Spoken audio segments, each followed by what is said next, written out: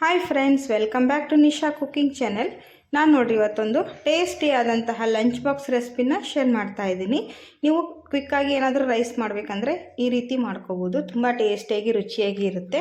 ಇದನ್ನು ಲಂಚ್ ಬಾಕ್ಸಿಗಾದರೂ ನೀವು ಯೂಸ್ ಮಾಡ್ಬೋದು, ಇಲ್ಲಾಂದರೆ ಡಿನ್ನರ್ಗಾದರೂ ನೀವು ತಿನ್ಬೋದು. ನೋಡ್ರಿ ತುಂಬ ರುಚಿಯಾಗಿ ಬರುತ್ತೆ, ಹಾಗೆ ಸಿಂಪಲಾಗಿ ಬೇಗನೆ ನಾವು ರೆಡಿ ಮಾಡ್ಕೋಬೋದು. ಹಾಗಾದರೆ ನೋಡಿರಿ ಹೇಗೆ ಮಾಡೋದು ಅಂತ ಹೇಳಿ. ಈ ವಿಡಿಯೋ ರೆಸಿಪಿ ನಿಮ್ಗೆ ಇಷ್ಟ ಅನಿಸಿದರೆ ನಮ್ಮ ಚಾನಲ್ಗೆ ಸಬ್ಸ್ಕ್ರೈಬ್ ಮಾಡಿಕೊಡ್ರಿ, ಬೆಲ್ಲೈಕನನ್ನು ಪ್ರೆಸ್ ಮಾಡಿ. ವಿಡಿಯೋನ ಸ್ಕಿಪ್ ಮಾಡದೆ ನೋಡಿ, ಆವಾಗ ರೆಸಿಪಿ ಹೇಗೆ ಮಾಡಿದೆ ಅಂತ ಗೊತ್ತಾಗುತ್ತೆ. ಹಾಗಾದರೆ ನೋಡಿ ಹೇಗೆ ಮಾಡೋದು ಅಂತ ಹೇಳಿ. ಲೈಕ್ಸ್ ಕೊಡೋದನ್ನು ಮರೆಯೋಕ್ಕೆ ಹೋಗಬೇಡ್ರಿ, ಯಾಕಂದರೆ ನೀವು ಒಂದು ಸಬ್ಸ್ಕ್ರೈಬ್ ಮತ್ತು ಲೈಕಿಂದ ನಮಗೆ ಒಳ್ಳೆ ಮೋಟಿವೇಶನ್ ಸಿಕ್ಕಂಗಾಗುತ್ತೆ. ನೋಡಿ ಹಾಗಾದರೆ ಹೇಗೆ ಮಾಡೋದು ಅಂತ ಹೇಳಿ ಕ್ವಿಕ್ಕಾಗಿ ನೋಡ್ಕೊಂಬನ್ನಿ. ಯಾವ್ಯಾವ ಇಂಗ್ರೀಡಿಯೆಂಟ್ಸನ್ನು ಬಳಸಿ ಮಾಡ್ತಾಯಿದ್ದೀನಿ ಅಂತ ಇಲ್ಲಿ ನಾನು ತೋರಿಸ್ತೀನಿ ನೋಡಿ.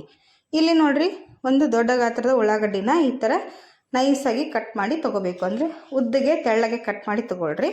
ಇಲ್ಲಿ ನಾನು 3ರಿಂದ 4 ಹಸಿಮೆಣ್ಸಿನ್ಕಾಯಿನ ಕಟ್ ಮಾಡಿ ತೊಗೊಂಡಿದ್ದೀನಿ.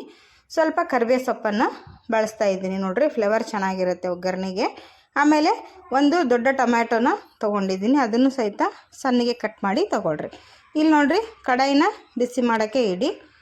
ಕಡಾಯಿ ಬಿಸಿ ಆದ ತಕ್ಷಣ ಚೆನ್ನಾಗಿ ಇದಕ್ಕೆ 1-2 ಸ್ಪೂನಷ್ಟು ಎಣ್ಣೆನ ಹಾಕ್ರಿ. ನಿಮಗೆ ಇದನ್ನು ಜಾಸ್ತಿ ಕ್ವಾಂಟಿಟಿಲಿ ಮಾಡೋದಿದ್ರೆ ನೋಡಿರಿ, ನೀವು ಜಾಸ್ತಿ ಉಳ್ಳಾಗಡ್ಡಿ ಟೊಮ್ಯಾಟೋನ ಬಳಸ್ರಿ. ಇಲ್ಲಿ ನೋಡಿರಿ, ನಾನು ಡ್ರೈ ಮಸಾಲಾನ ತೋರಿಸ್ತಾ ಇದ್ದೀನಿ. ಅಲ್ಲಿ ಎಣ್ಣೆ ಬಿಸಿ ಆಗಲಿ ಚೆನ್ನಾಗಿ. ಡ್ರೈ ಮಸಾಲನೇ ನಾನು ಎರಡೇ ಇಂಗ್ರೀಡಿಯೆಂಟ್ಸನ್ನು ಬಳಸ್ತಾ ಇದ್ದೀನಿ. 1 ಸ್ಪೂನಷ್ಟು ಶಾಜೀರ, 2 ಪಲಾವ್ ಎಲೆ, ಇದೆರಡೇ ನಾನಿಲ್ಲಿ ಯೂಸ್ ಮಾಡ್ತಾ ಇದ್ದೀನಿ. ಅಂದರೆ ಇದ್ರ ಫ್ಲೇವರು ಅರೋಮಾ ತುಂಬ ಚೆನ್ನಾಗಿ ಬರುತ್ತೆ ಅಂಥೇಳಿ. ಈಗ ಇದನ್ನು ಎಣ್ಣೆಯಲ್ಲೇ ಹಾಕ್ರಿ. ಹಾಕಿ ಸ್ವಲ್ಪ 1 ನಿಮಿಷ ಇದನ್ನು ಫ್ರೈ ಆಗೋಕ್ಕೆ ಬಿಡಿ, ಯಾಕಂದರೆ ಇದ್ರ ಫ್ಲೇವರೆಲ್ಲ ಎಣ್ಣೆಯಲ್ಲಿ ಚೆನ್ನಾಗಿ ಬಿಟ್ಕೊಳ್ರಿ. ಆವಾಗ ರೈಸ್ಗೆ ತುಂಬ ಒಳ್ಳೆಯ ಸ್ಮೆಲ್ ಬರುತ್ತೆ. ಈಗ ಇದಕ್ಕೆ ನೋಡಿರಿ, ಒಗ್ಗರಣೆಗೆ ಕರಿಬೇವು ಸೊಪ್ಪನ್ನು ಹಾಕ್ತಾಯಿದ್ದೀನಿ. ಕರಿಬೇವನ್ನು ಕೂಡ ಫ್ರೆಶ್ ಆಗಿರೋದು ಬಳಸ್ರಿ, ತುಂಬ ಚೆನ್ನಾಗಿ ಬರುತ್ತೆ. ಕಟ್ ಮಾಡಿದಂಥ ಉಳ್ಳಾಗಡ್ಡಿನ ಹಾಕ್ತಾಯಿದ್ದೀನಿ ನೋಡಿ. ಇದನ್ನು ಉದ್ದಗೆ ತೆಳ್ಳಗೆ ಕಟ್ ಮಾಡ್ಕೊಳ್ರಿ, ಅಂದರೆ ಚೆನ್ನಾಗಿರುತ್ತೆ ಟೇಸ್ಟ್. ಆಮೇಲೆ ಬೇಗ ಫ್ರೈ ಆಗುತ್ತೆ ನೋಡಿ. ಇದೇ ಥರ ಕಟ್ ಮಾಡ್ಕೊಳ್ರಿ, ಅಂದರೆ ರೈಸಿಗೆ ಒಳ್ಳೆ ರುಚಿ ಕೊಡುತ್ತೆ. ಈಗ ಇದನ್ನು 1-2 ನಿಮಿಷ ಚೆನ್ನಾಗಿ ಫ್ರೈ ಮಾಡಿಕೊಡ್ರಿ. ಕಲರ್ ಚೇಂಜ್ ಆಗೋವರೆಗೂ ಇದನ್ನು ಫ್ರೈ ಮಾಡಿರಿ ಉಳ್ಳಾಗಡ್ಡಿನ. ಯಾಕಂದರೆ ಉಳ್ಳಾಗಡ್ಡಿ ಹಸಿಯಾಗಿ ಇರಬಾರ್ದು, ಚೆನ್ನಾಗಿ ಫ್ರೈ ಮಾಡಿಕೊಂಡ್ರೆ ಒಳ್ಳೆ ರುಚಿ ಕೊಡುತ್ತೆ ನೋಡಿ. 1-2 ನಿಮಿಷ ಇದನ್ನು ಲೋ ಫ್ಲೇಮ್ ಇಟ್ಕೊಂಡು ಚೆನ್ನಾಗಿ ಬ್ರೌನ್ ಕಲರ್ ಬರೋವರೆಗೂ ಫ್ರೈ ಮಾಡಿಕೊಡ್ರಿ. ನೋಡಿರಿ, ಇಲ್ಲಿ ಫ್ರೈ ಆಗಿದೆ, ಕಾಣಿಸ್ತಾ ಇದೆ, ನೋಡ್ತಾ ಇರ್ಬೋದು. ಇಷ್ಟಾದರೆ ಸಾಕು. ಈಗ ನೋಡಿರಿ, ಇದಕ್ಕೆ ಕಟ್ ಮಾಡಿ ತೊಗೊಂಡಂಥ ಟೊಮ್ಯಾಟೋನ ಸಹಿತ ಇಲ್ಲಿ ಹಾಕ್ತಾಯಿದ್ದೀನಿ ನಾನು. ಹಸಿಮೆಣ್ಸಿನ್ಕಾಯಿನ ಹಾಕ್ರಿ. ಇದನ್ನು ಸಹಿತ ಎಣ್ಣೆಯಲ್ಲಿ ಹಾಕಿ ಫ್ರೈ ಮಾಡಿರಿ. ಆಮೇಲೆ ಕಟ್ ಮಾಡಿದಂಥ ಟೊಮ್ಯಾಟೊ ಕೂಡ ಹಾಕ್ರಿ. ಚೆನ್ನಾಗಿ ಇದನ್ನು ಕೂಡ ಟೊಮೆಟೊ ಸಾಫ್ಟ್ ಆಗೋವರೆಗೂ ಫ್ರೈ ಮಾಡಿಕೊಡ್ರಿ. ಉಳ್ಳಾಗಡ್ಡಿ ಮಾತ್ರ ಚೆನ್ನಾಗಿ ಕಲರ್ ಚೇಂಜ್ ಆಗೋವರೆಗೂ ಫ್ರೈ ಮಾಡಿಕೊಡ್ರಿ. ಆವಾಗ ಟೇಸ್ಟು ತುಂಬ ಚೆನ್ನಾಗಿರುತ್ತೆ, ಹಸಿ ಬಿಸಿಯಾಗಿ ಇರಬಾರ್ದು. ಇದನ್ನು ಚೆನ್ನಾಗಿ ಮಿಕ್ಸ್ ಮಾಡಿಕೊಂಡು ಟೊಮ್ಯಾಟೊ ಸಾಫ್ಟ್ ಆಗೋವರೆಗೂ 1-2 ನಿಮಿಷ ಇದನ್ನು ಬಿಟ್ಬಿಡಿ. ಈಗ ಇದಕ್ಕೆ ನೋಡಿರಿ, ರುಚಿಗೆ ತಕ್ಕಷ್ಟು ಉಪ್ಪನ್ನು ಹಾಕ್ತಾಯಿದ್ದೀನಿ. ಇವಾಗಲೇ ಹಾಕ್ರಿ, ಯಾಕಂದರೆ ಟೊಮ್ಯಾಟೊ ಬೇಗ ಸಾಫ್ಟ್ ಆಗುತ್ತೆ. ಉಪ್ಪು ಹಾಕೋದ್ರಿಂದ ನೋಡಿರಿ, ಟೊಮ್ಯಾಟೊಲಿರುವಂಥ ನೀರಿನ ಅಂಶ ಎಲ್ಲ ಬಿಟ್ಟುಕೊಂಡು ಚೆನ್ನಾಗಿ ಬೇಗ ಫ್ರೈ ಆಗುತ್ತೆ. ನೋಡ್ತಾ ಇರ್ಬೋದು ನೀವು, ಇಲ್ಲಿ ಉಪ್ಪು ಹಾಕಿದ ತಕ್ಷಣ ಹೇಗೆ ನೀರು ಬಿಟ್ಕೊತಾ ಇದೆ ಅಂಥೇಳಿ. ಈಗ ಇದನ್ನು 1-2 ನಿಮಿಷ ಬಿಟ್ಬಿಡೋಣ ಚೆನ್ನಾಗಿ. ನೋಡಿರಿ, 2 ನಿಮಿಷ ಆದಮೇಲೆ ಈ ಥರ ಸಾಫ್ಟಾಗಿ ಫ್ರೈ ಆಗಿದೆ ಟೊಮ್ಯಾಟೊ ಸರಿಯಾಗಿ. ಇಷ್ಟು ಸಾಫ್ಟ್ ಆದರೆ ಸಾಕು. ಫಸ್ಟೇ ನಾವು ಟೊಮ್ಯಾಟೊ ಚೆನ್ನಾಗಿ ಫ್ರೈ ಮಾಡ್ಕೋಬೇಕು, ಇಲ್ಲಾಂದರೆ ರೈಸ್ನಲ್ಲಿ ಮಧ್ಯೆ ಸಿಗುತ್ತೆ, ಅದು ಹಸಿ ಬಿಸಿ ಇರೋ ಟೇಸ್ಟ್ ಬರುತ್ತೆ. ಸಾಫ್ಟಾಗಿ ಫ್ರೈ ಆದರೆ ಒಳ್ಳೆ ರುಚಿ ಕೊಡುತ್ತೆ. ನೋಡಿರಿ, ನೋಡಿ ಇಲ್ಲಿ ಸರಿಯಾಗಿ ಫ್ರೈ ಆಗಿದೆ. ಇದಕ್ಕೆ ನಾನು 1 ಸ್ಪೂನಷ್ಟು ಶುಂಠಿ ಬೆಳ್ಳುಳ್ಳಿ ಪೇಸ್ಟನ್ನು ಹಾಕ್ತಾಯಿದ್ದೀನಿ. ಇದನ್ನು ಕೂಡ ಹಸಿ ವಾಸನೆ ಹೋಗೋವರೆಗೂ ಚೆನ್ನಾಗಿ ಎಣ್ಣೆಯಲ್ಲೇ ಫ್ರೈ ಮಾಡಿಕೊಡ್ರಿ ಒಗ್ಗರಣೆಯಲ್ಲಿ. ನಾನಿಲ್ಲಿ 1 ಗ್ಲಾಸಿನ ರೈಸಿಗೆ ಮಾಡ್ತಾಯಿದ್ದೀನಿ. ನೀವು ಜಾಸ್ತಿ ಮಾಡೋರಿದ್ದರೆ 2 ಗ್ಲಾಸ್ ರೈಸು 3 ಗ್ಲಾಸ್ ರೈಸಿಂದ ಮಾಡೋರಿದ್ದರೆ ನೀವು ಜಾಸ್ತಿ ಕ್ವಾಂಟಿಟೀಲಿ ಇಂಗ್ರೀಡಿಯೆಂಟ್ಸನ್ನು ಬಳಸ್ರಿ, ಆವಾಗ ಚೆನ್ನಾಗಿ ಬರುತ್ತೆ ರುಚಿ. ನೋಡಿರಿ, ಇದನ್ನು ಕೂಡ 1 ನಿಮಿಷ ಚೆನ್ನಾಗಿ ಹಸಿ ಸ್ಮೆಲ್ ಹೋಗೋವರೆಗೂ ಶುಂಠಿ ಬೆಳ್ಳುಳ್ಳಿ ಪೇಸ್ಟನ್ನು ಹುರಿರಿ, ಚೆನ್ನಾಗಿ ಫ್ರೈ ಮಾಡಿಕೊಡ್ರಿ. ಆವಾಗ ಅದ್ರದ್ದೊಂದು ಘಮ ತುಂಬ ಚೆನ್ನಾಗಿ ಬರುತ್ತೆ. ಈಗ ನೋಡಿ, ಚೆನ್ನಾಗಿ ಫ್ರೈ ಆಗಿದೆ. ಇದಕ್ಕೆ 1 ಸ್ಪೂನಷ್ಟು ಖಾರದ ಪುಡಿನ ಹಾಕ್ತಾಯಿದ್ದೀನಿ, ಅಚ್ಚ ಖಾರದ ಪುಡಿ ಹಾಕ್ತಾಯಿದ್ದೀನಿ. ನಿಮಗೆ ಎಷ್ಟು ಖಾರ ಬೇಕೋ ಅಷ್ಟು ಸ್ಪೈಸಸನ್ನು ನೀವು ಆ್ಯಡ್ ಮಾಡ್ಕೋಬೋದು. ನಾನಿಲ್ಲಿ 1 ಸ್ಪೂನಷ್ಟು ಮತ್ತು ಗರಂ ಮಸಾಲಾನ ಬಳಸ್ತಾ ಇದ್ದೀನಿ. ನೀವು ಗರಂ ಮಸಾಲೆ ಇಲ್ಲ ಅಂದರೆ ಬಿರಿಯಾನಿ ಮಸಾಲೆ ಇದ್ದರೆ ಅದನ್ನು ಬಳಸ್ಬೋದು, ಇಲ್ಲಾಂದರೆ ಕಿಚನ್ ಕಿಂಗ್ ಮಸಾಲೆ ಇದ್ದರೆ ಅದನ್ನು ಬಳಸ್ಬೋದು. ತುಂಬ ರುಚಿ ಕೊಡುತ್ತೆ ನೋಡಿರಿ. ನಾನಿಲ್ಲಿ ಯಾವುದೇ ಮಸಾಲ ಹಾಕ್ತಾ ಇಲ್ಲ, ಗರಂ ಮಸಾಲ ಅಷ್ಟೇ ಹಾಕ್ತಾಯಿದ್ದೀನಿ. ನಿಮ್ಮ ಮನೇಲಿ ಯಾವ್ದು ಮಸಾಲ ಅವೈಲೇಬಲ್ ಇದೆ ಅದನ್ನೇ ನೀವು ಬಳಸ್ಬೋದು. ಈಗ ನೋಡಿರಿ ಚೆನ್ನಾಗಿ ಎಲ್ಲದು ಮಸಾಲ ಖಾರದ ಪುಡಿ ಎಲ್ಲ ಚೆನ್ನಾಗಿ ಫ್ರೈ ಆಗಿದೆ. ಇದಕ್ಕೆ 1 ಸ್ಪೂನಷ್ಟು ನಾನು ಸೋಯಾ ಸಾಸನ್ನು ಹಾಕ್ತಾಯಿದ್ದೀನಿ. ಆಮೇಲೆ ಇದಕ್ಕೆ 1 ಸ್ಪೂನಷ್ಟು ಚಿಲ್ಲಿ ಸಾಸನ್ನು ಹಾಕ್ತಾಯಿದ್ದೀನಿ. ನೋಡಿರಿ ರೆಡ್ ಚಿಲ್ಲಿ ಸಾಸನ್ನು ಹಾಕ್ತಾಯಿದ್ದೀನಿ. ಹಾಕಿ ಇದನ್ನು ಸರಿಯಾಗಿ ಫ್ರೈ ಮಾಡಿಕೊಡ್ರಿ. ಅದನ್ನು ಕೂಡ ಚೆನ್ನಾಗಿ ಮಿಕ್ಸ್ ಮಾಡಿಕೊಡ್ರಿ ಒಗ್ಗರಣೆಯಲ್ಲಿ. ರೆಡ್ ಚಿಲ್ಲಿ ಸಾಸ್ ಇಲ್ಲ ಅಂದರೆ ಗ್ರೀನ್ ಚಿಲ್ಲಿ ಸಾಸ್ ಆದರೂ ಬಳಸ್ಬೋದು ನೋಡಿರಿ, ಚೆನ್ನಾಗಿರುತ್ತೆ ಅದು ಕೂಡ.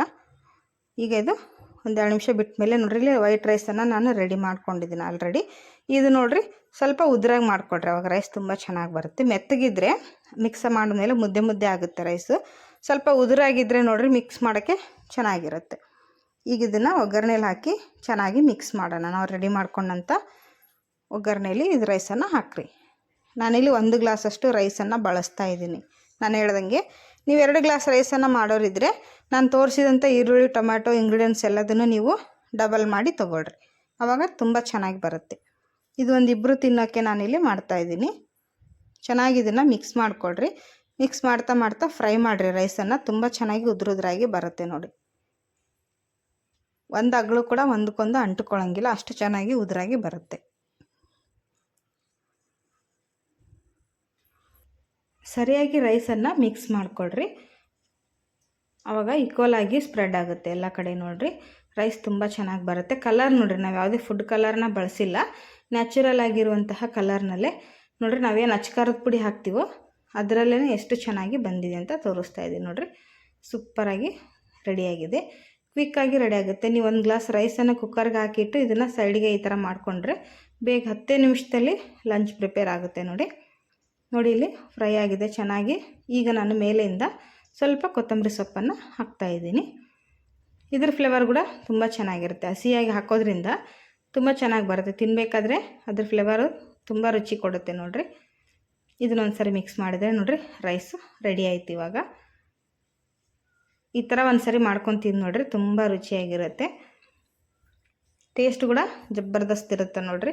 ಲಂಚ್ ಬಾಕ್ಸಿಗೆ ಈ ಥರ ಮಕ್ಕಳಿಗೆ ಮಾಡಿಕೊಟ್ರಂತರೂ ಎಲ್ಲ ಫುಲ್ ಖಾಲಿ ಮಾಡ್ಕೊಂಡು ಬರ್ತಾರೆ ನೋಡಿ. ಇಲ್ಲಾಂದರೆ ಬೆಳಗ್ಗೆ ಬ್ರೇಕ್ಫಾಸ್ಟಿಗಾಗಿರ್ಬೋದು ಅಥವಾ ಡಿನ್ನರ್ಗಾಗಿರ್ಬೋದು, ಸಾಂಬಾರು ಮಾಡೋಕ್ಕೆ ಬೇಜಾರಾದಾಗ ಈ ಥರ ಒಂದು ಸರಿ ಟ್ರೈ ಮಾಡಿ ನೋಡಿರಿ, ತುಂಬ ಟೇಸ್ಟಿಯಾಗಿ ಬರುತ್ತೆ. ಇಲ್ಲಿ ನಾನು ಇದನ್ನು ಸರ್ವ್ ಮಾಡ್ತಾಯಿದ್ದೀನಿ ತಿನ್ನೋದಕ್ಕೆ.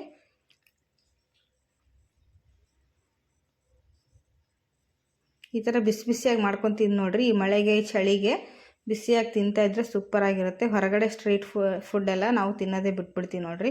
ಈ ಥರ ಎಗ್ ರೈಸ್ ಆಗಿರ್ಬೋದು, ಫ್ರೈಡ್ ರೈಸ್, ಮಸಾಲೆ ರೈಸ್, ಈ ಥರ ನಾವು ಸಿಂಪಲಾಗಿ ಮನೆಯಲ್ಲೇ ಈ ಥರ ಮಾಡ್ಕೊಳ್ಳೋದ್ರಿಂದ, ಮನೆಯಲ್ಲಿ ಏನಿರುತ್ತೋ ಅದೇ ಇಂಗ್ರೀಡಿಯೆಂಟ್ಸನ್ನು ಬಳಸಿ ಮಾಡೋದ್ರಿಂದ ನೋಡಿರಿ ಎಲ್ಲರೂ ಇಷ್ಟಪಡ್ತಾರೆ. ಆಮೇಲೆ ಆರೋಗ್ಯಕ್ಕೂ ಒಳ್ಳೆಯದು. ಇದಕ್ಕೆ ನಾನು ಮೇಲಿಂದ ನೋಡಿರಿ ಎಕ್ಸ್ಟ್ರಾ ಟೇಸ್ಟಿಗೋಸ್ಕರ ಹಸಿ ಉಳ್ಳಾಗಡ್ಡಿನ ಹಾಕ್ತಾಯಿದ್ದೀನಿ. ಸಣ್ಣಗೆ ಕಟ್ ಮಾಡಿ ಹಾಕಿರಿ. ಆಮೇಲೆ ಸ್ವಲ್ಪ ಕೊತ್ತಂಬರಿ ಸೊಪ್ಪು, ನೋಡೋದಕ್ಕೂ ಚೆನ್ನಾಗಿರುತ್ತೆ, ತಿನ್ನೋದಕ್ಕೆ ರುಚಿ ಕೂಡ ಸೂಪರಾಗಿರುತ್ತೆ. ನೋಡಿರಿ ಹೇಗೆ ಕಾಣಿಸ್ತಾ ಇದೆ ಅಂಥೇಳಿ, ಎಷ್ಟು ಚೆನ್ನಾಗಿ ಕಾಣಿಸ್ತಾ ಇದೆ. ಟೇಸ್ಟ್ ಕೂಡ ಹಾಗೆ ಬಂದಿದೆ ನೋಡಿರಿ. ಒಂದು ಸಾರಿ ಆದರೂ ನೀವು ಇದನ್ನು ಟ್ರೈ ಮಾಡಿ ನೋಡಿರಿ, ಆವಾಗ ಗೊತ್ತಾಗುತ್ತೆ ಇದು ರುಚಿ ಹೇಗಿದೆ ಅಂಥೇಳಿ.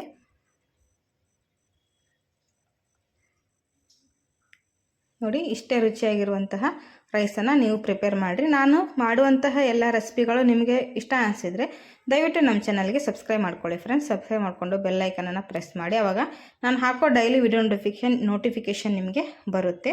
ಈಸಿಯಾಗಿ ನೀವು ವಿಡಿಯೋಗಳನ್ನು ನೋಡ್ಬೋದು.